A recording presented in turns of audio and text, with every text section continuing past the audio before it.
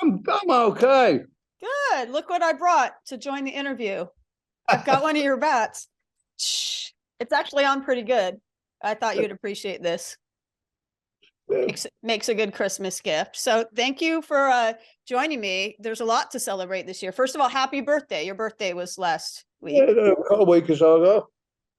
So there's so much to celebrate because I was looking at the stats and you're on such a creative role. Like you didn't put out any albums for about a decade, and then you've had these two hit albums back to Well, back. you know what in the pandemic, because what happened? Well, let me explain what happened.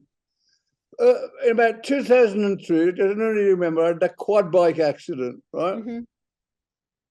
Cut to, I checked myself out of hospital, carried on working. So I found out that I had Parkinson's disease. So I just thought everything was down to the Parkinson's, all these things started to malfunction. Cut to 5 years ago. No, 4 years ago. I did a New Year's Eve show at the Forum, came back to the house here, and in the February, I got up to use the bathroom in the night. Never put any lights on. Went to the bathroom, came back, and I thought in the darkness, I thought, well, my bed must be about there. And I jumped on the bed, but it wasn't there. I've made miscalculate. I landed really badly on the floor. I went to the hospital, and they said, we want to do an MRI. And they turned out that from the accident of 2003, I damaged the column where the spinal column goes. It was pinching on my. I was all these malfunctions. I was walking weird and whatever. But from the Parkinson's, and it turned out that I'd squashed the tube that your spinal cord goes in, so it was pressing on it.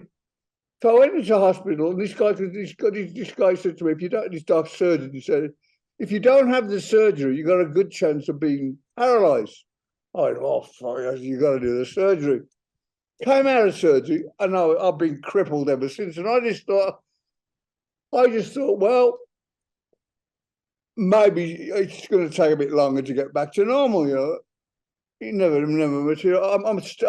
I walk better now. I'm a bit better than I was, but I've still got a ways to go. Mm. It's amazing what something so silly and simple can do to the rest of your life. It's crazy. I've had nothing but trouble for the last 4 years. I'm so sorry. So, I was feeling good. My Kelly comes in one day and she says to me, would you like to make a record? I said, yeah, I'd like to make a record, but my band's all over the world. She said, I got this friend of mine, he wants to make an album with you, Andrew. I said, he's got all the musicians, all he knows, all the guys from this band up there. So that's what I did. It got me out of the shithole that I'd got into. And it was kind of like, I thought it was fun to do. It wasn't like it was a different kind of music, I suppose. But it kept my head above water, you know. Absolutely. And then just now, Patient Number 9, not only has it had 2 number ones, but you've had the most Grammy nominations from a single album for Patient Number 9. So it seems like it's unbelievable. I'm over the moon. Just to be nominated, it'd be great if I win them. But if I don't, I was nominated. I was nominated before. Well, I'm so happy for you that you're on this roll. Did you have surgery? I want to get an update. I'm sure the fans want to get an update as well. You had some surgery recently, which Sharon said would determine, is it related to this back stuff we're talking about? From the surgery that the guy told me I was going to be through, he completely did a bad job. So I had 2 surgeries since to book like what this guy's done. But damage is someone. The damage that this surgeon did is worse than. I mean, to be honest with you, I mean, this Parkinson's thing that I'm supposed to have, they said they've never seen such a milder case of Parkinson's. Mm. My Parkinson's is the mildest case I've ever seen, but that's no money in the bank, because you can go to bed tonight and wake up tomorrow you could be different things. I don't I don't wake up in the morning and go, God, I got Parkinson's. Well, you're a survivor. You have survived everything. I just want to get back on that stage. I really am. I've got to get back on that stage. It's driving me nuts not being on. I'd love to see you back on the stage. I love the music you gonna be put there. out.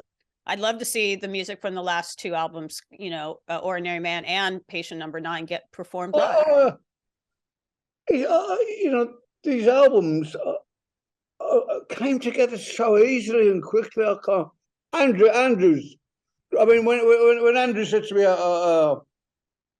on Patient Number 9, what about getting Jeff Beck? And I says, and what about getting Eric Clapton? I says, I don't think they'd want to be anything to do with me. So, oh, yeah, that's crazy. Everyone wants to play with you. Who wouldn't want to play with you? It turns out that my business manager is Jeff Beck's manager. He just started managing him. So I said to Colin Newman, I said, Colin, do you think you would play him? He said, oh, he says, yes. He just said along, and he was very. I was like, I mean, I'm one of the, I don't know, everybody. I'm like, why he wants to play on my album? And Eric Clapton was a double whammy. Oh. Do you feel that I mean, I know you were talking about your health issues and stuff, but it seems like you have a renewed spirit. You seem like you're a survivor, obviously. Well, it's kind of, being sort of having hard time walking around is not good for Ozzy Osbourne, because it's like, I'm not very, this is the longest time I've been sick in my life. I mean, my family have been the best. My wife's golden. She's been the best wife. Everybody's been, got a nurse here to take care of me. But I'm not ready to put my stage shoes on away. That's where I belong, Absolutely. Absolutely. So you had a surgery in June, didn't you? That was like going to be a really crucial one. Did it help? Yeah, before I couldn't lift my head. Now I can lift my head. I couldn't. My range of motion on my neck was very restricted.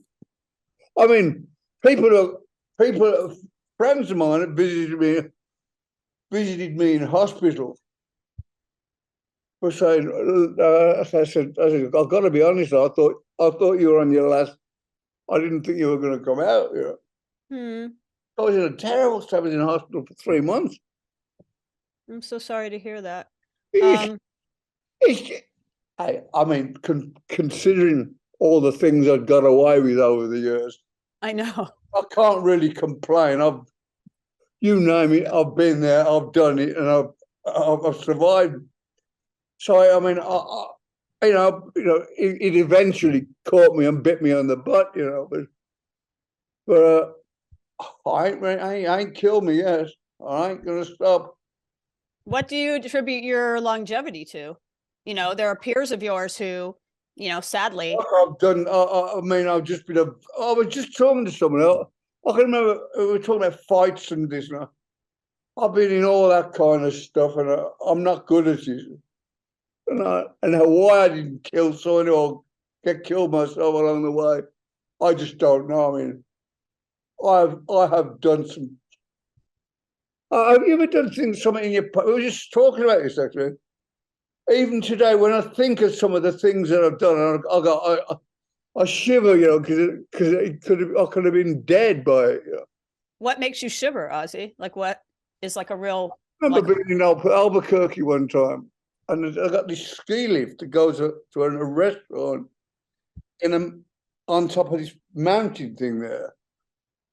And I remember going up there one night, and somebody said to me, "Do you remember that ski lift that I was standing at the bottom and things coming down?" I said, "No." He said, "I don't know when I went to that restaurant." He said, "Yeah." Do you remember climbing out, getting on the roof? I said, "What are you talking about?" He says, "You climbed through the skylight. It's like 1,000 feet drop." And I looked at this thing, and as I'm telling you now, I'll get cold shivers. Because if I don't like heights, and if I'd have slipped, which could have been dead, I'd have been dead. Wow. Well, I'm glad you survived that and that you survived so many other things. I, I was just gonna say I would be remiss. I know we're talking a lot about your health, but Sharon had a health scare over the weekend. Is she okay? she's fine now. Good. She, she, see, Sharon, just she's so busy being Sharon and organising me and the kids and the house and the business. She never asked Sharon, for my sake, you've got to start to listen to your body. We ain't getting any younger. I'm 74 now, Mm-hmm.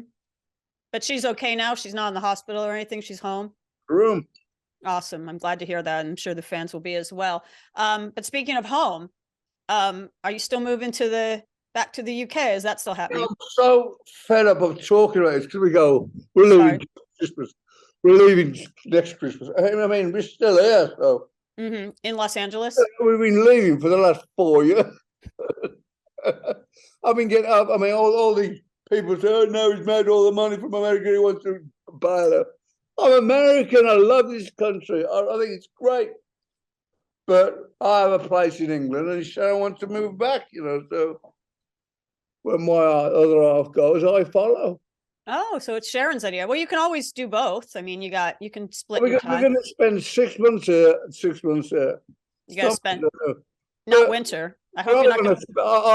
if I go, if and when I go back on the road again, I just want to stay on the road. So okay. So you can, since we're talking a bit about Sharon and your relationship, I want to know when.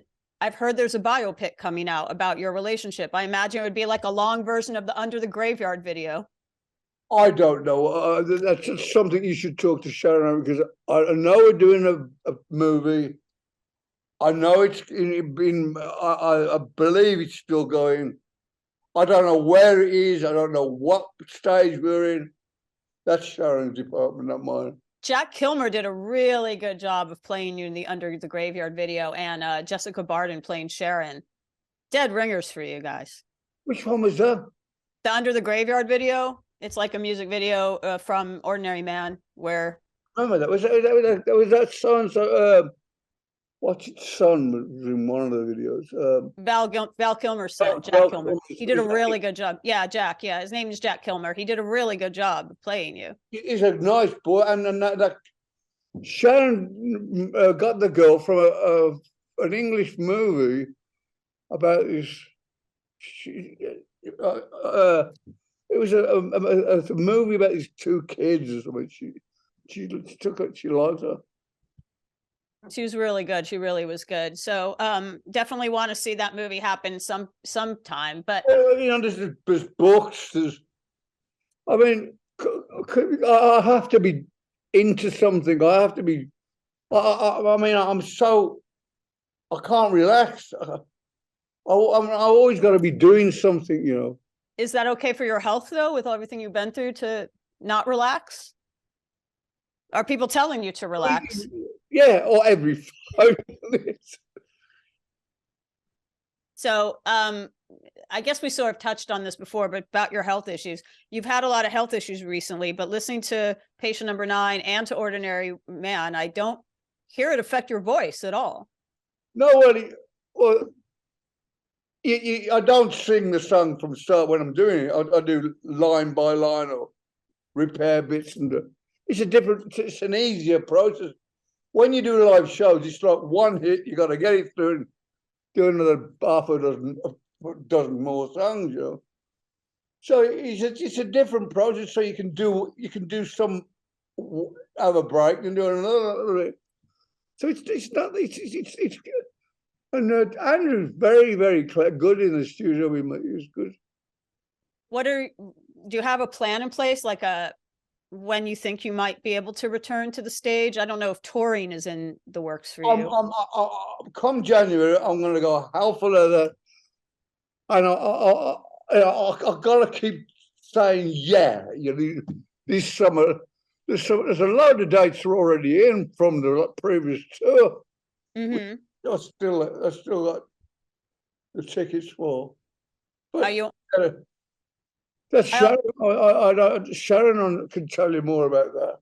Okay. I also want to talk, I was talking about how there's you're a survivor, and there's a lot of people in rock and roll who don't make it to 74, a lot of your peers as well. But Taylor Hawkins is on 3 songs on Patient Number 9.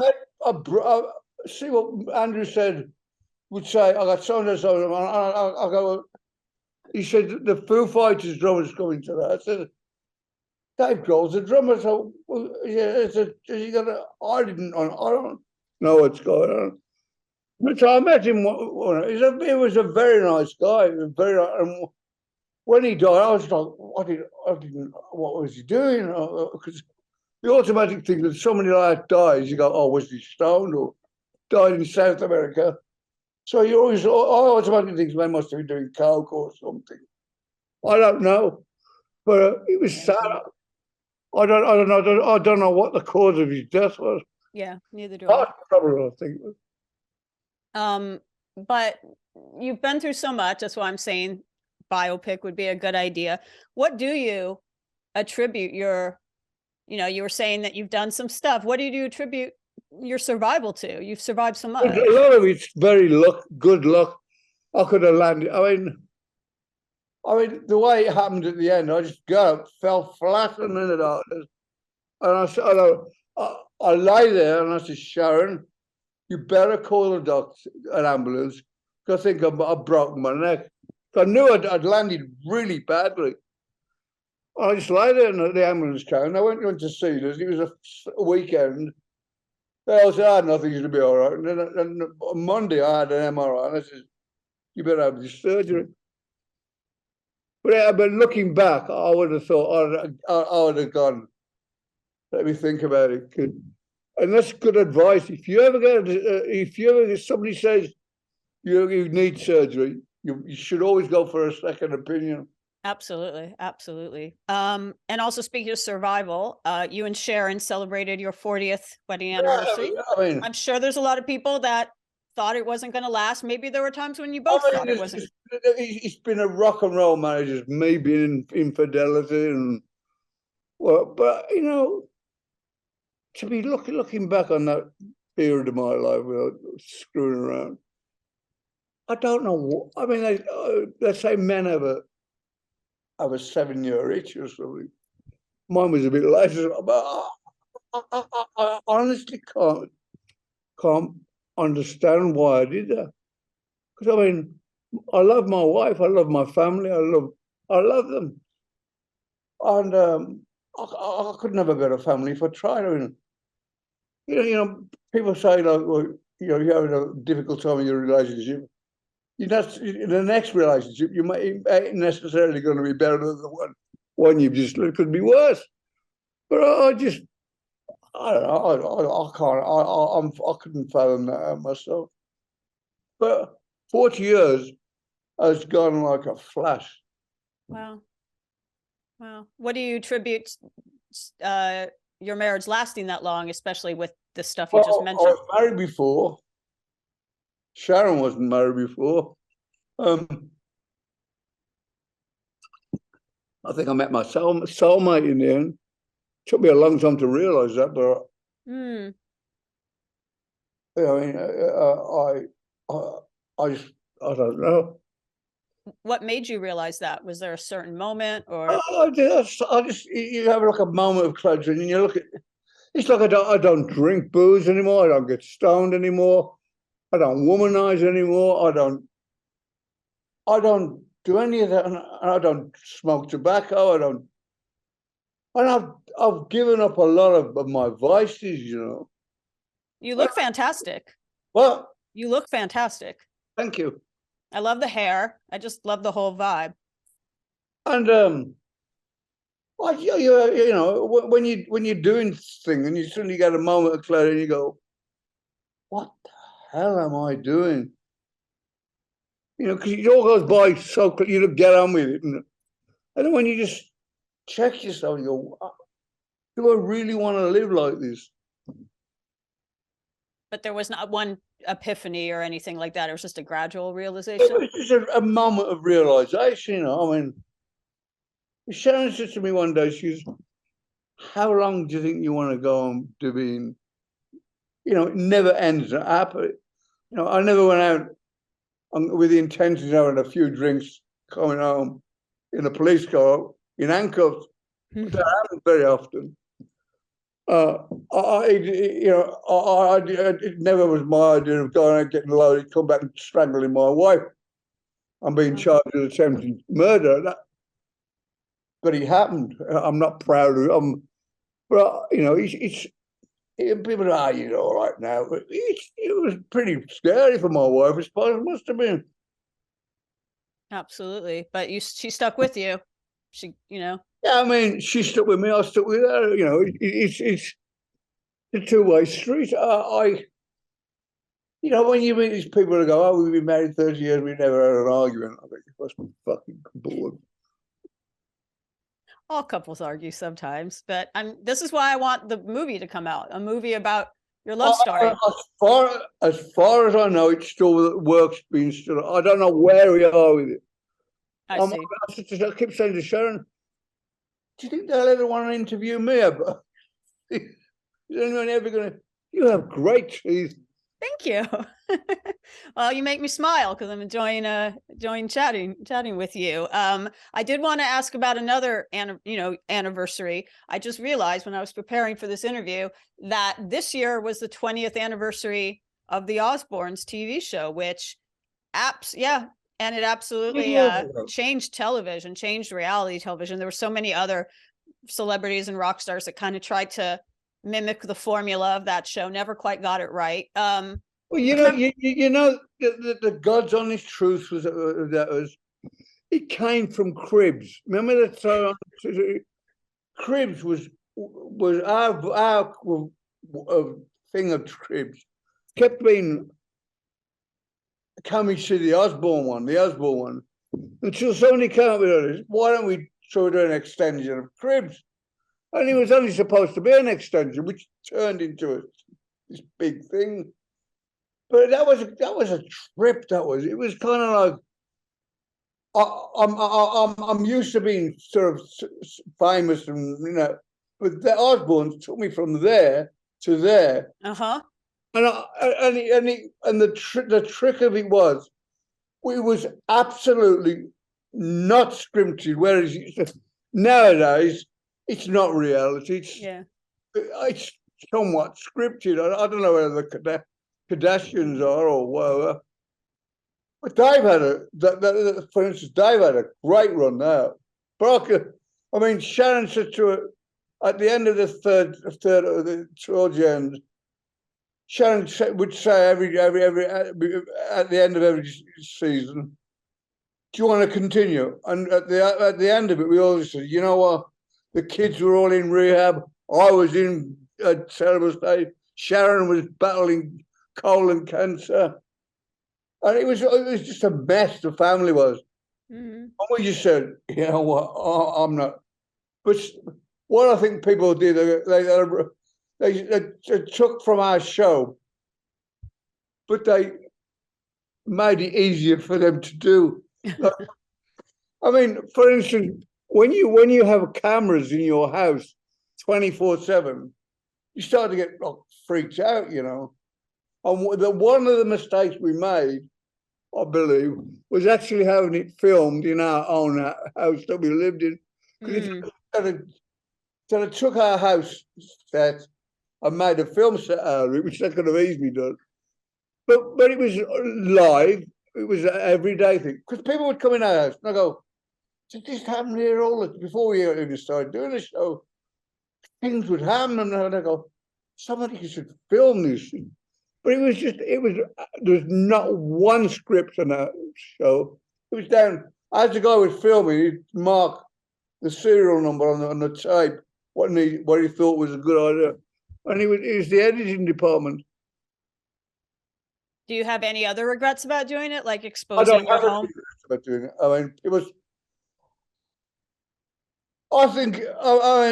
For what it was worth, we never get. The funniest thing is, it doesn't bother me, but it kind of, for a while, it got me a bit pissed off. Everyone gets when it comes on reality TV. We started all that shit. And we never get mentioned. I'm mentioning it. You started it. It's so true. So many other families tried to copy the formula, never succeeded in capturing that kind of magic, though. Because it was just us. I mean, people, my son comes out in one day and he goes, Daddy, he says, I got something to ask you. I said, what is it, Jack? He says, I want to know, do you want people laughing with you or at you? I says, Jack, as long as they're laughing, I couldn't give a damn. Interesting. Yeah. Did anyone ever like sort of take you to task, like saying it like you lost your rock cred or whatever for doing something like that? That was a concern of mine for a while. But then the way I look at it, it's like it's all in the entertainment game, you know. It's not why do rock stars appear in movies? Why do I mean, why do we make videos? It's like it was kind of easy because all I was doing was filming us walking doing our house thing, you know. I mean, it was okay. I mean, so one day I said to the guy, I said, you know what, I've got to have a room where there's no camera because I'm getting freaked out. I said, I showed him a room, which one? And I was in there one day, and as I said earlier on, you get these creepy feeling when cameras are all around the room. And I looked at I looked on the corner and there was a camera there, and I said to him, I thought you said this was a safe room. He said, it is, but we got to know where you are. I said, well, why is the microphone there? But I mean, Sharon was good. The kids were getting. I mean, sure they were getting in nightclubs till 4 o'clock in the morning and things. But you know, I don't regret doing it. Awesome. In another sense, it's a good way. My kids can show their kids what it was like being, you know, it's like a diary of what stage of part of their lives. Diary of a madman and his family.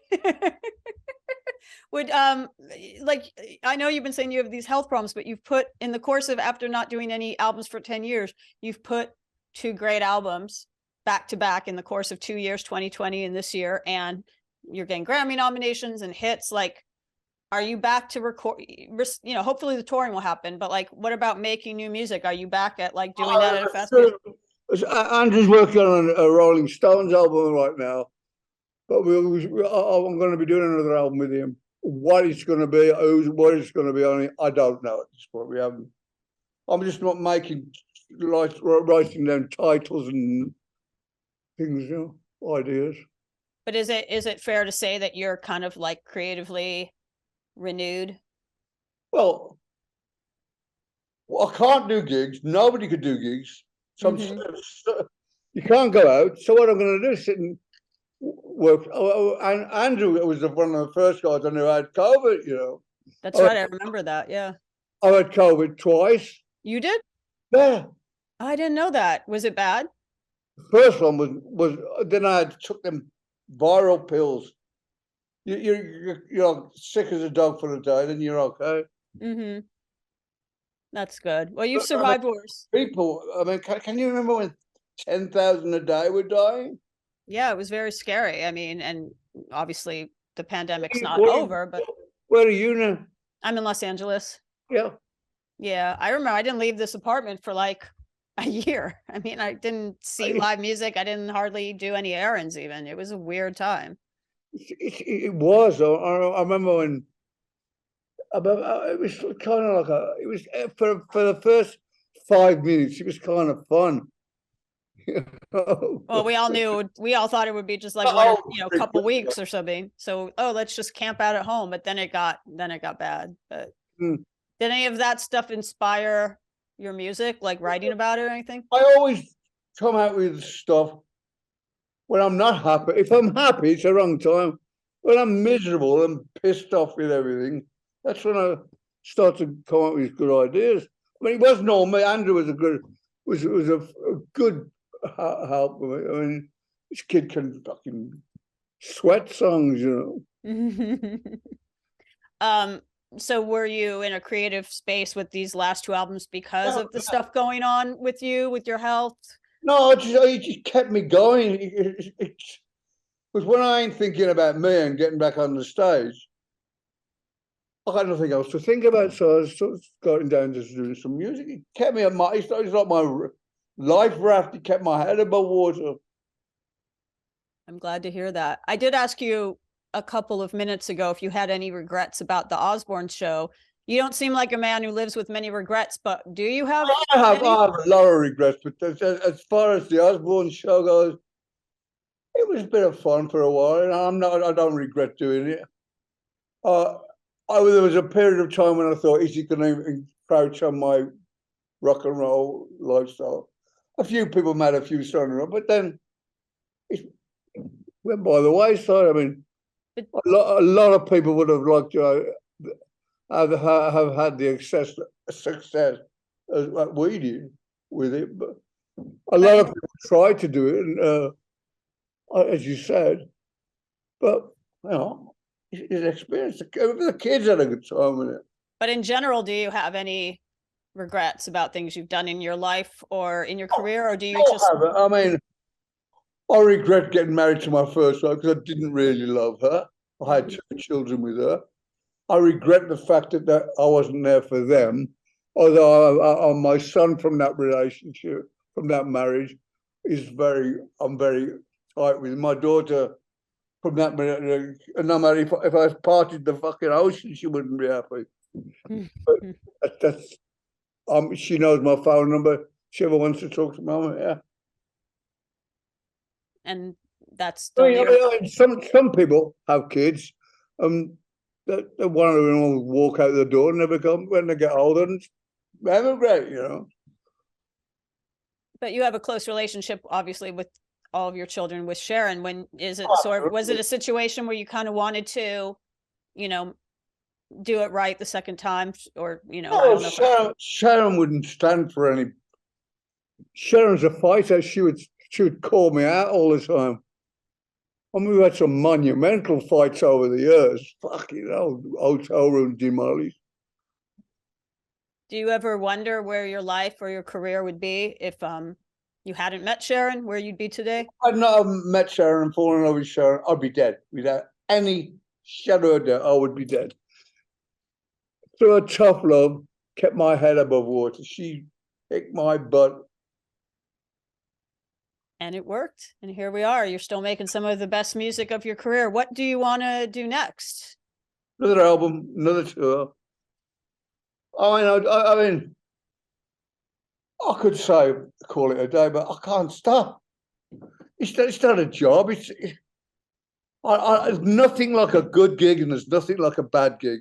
Bad gig makes you want to do a good gig better than before.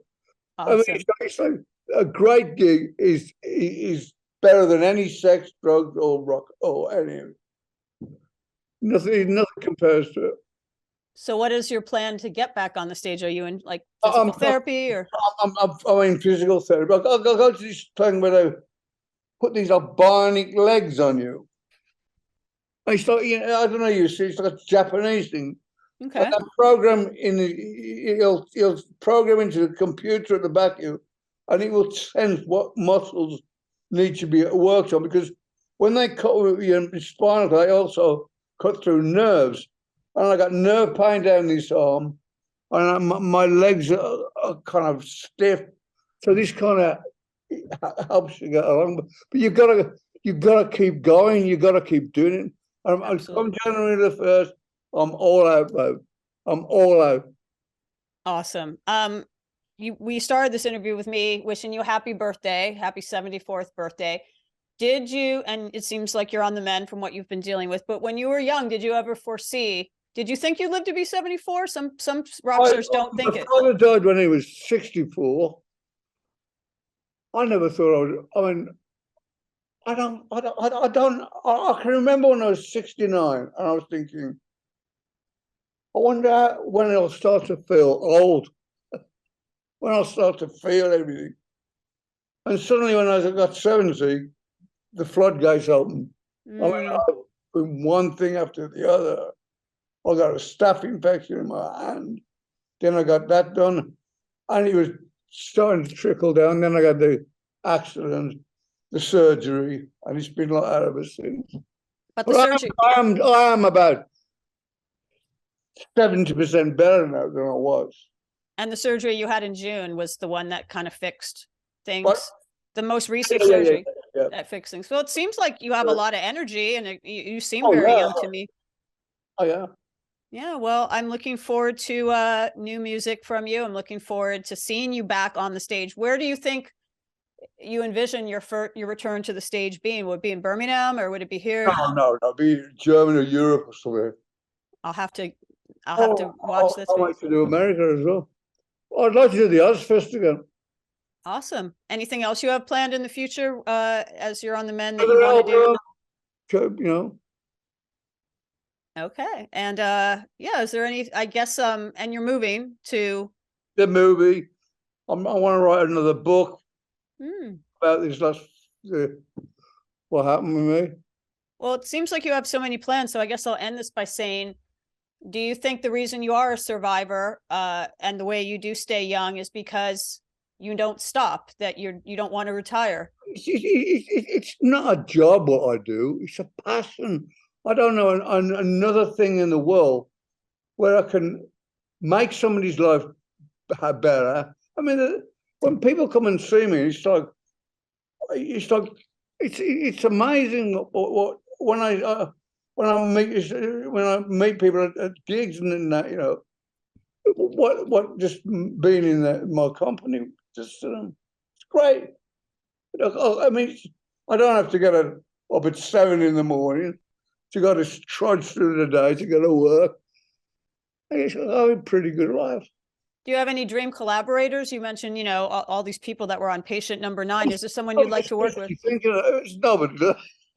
Jimmy Page. I would. I mean, someone will turn up. Paul McCartney? I know you're a Beatles fan. Paul McCartney would be just I could go, I've achieved all my dreams. But that will never happen. I've asked him one time, he's made some excuse. Really? I'm surprised. Yeah. I could see, maybe it wasn't right timing. Hopefully it'll happen someday. Okay. You never know, do you? You never know. Your life's been unpredictable. You just never know what's going to happen, right, Ozzy? But I think good things are going to happen. I'm happy to see you smiling and doing well. I'm glad Sharon's okay. Yeah. All that. And you have a happy holiday and a wonderful 2023. What? God bless you. You too. You too. Yeah, God bless you. And I hope to see you on stage in the new year. Thank you. Bye. Take care. Bye-bye.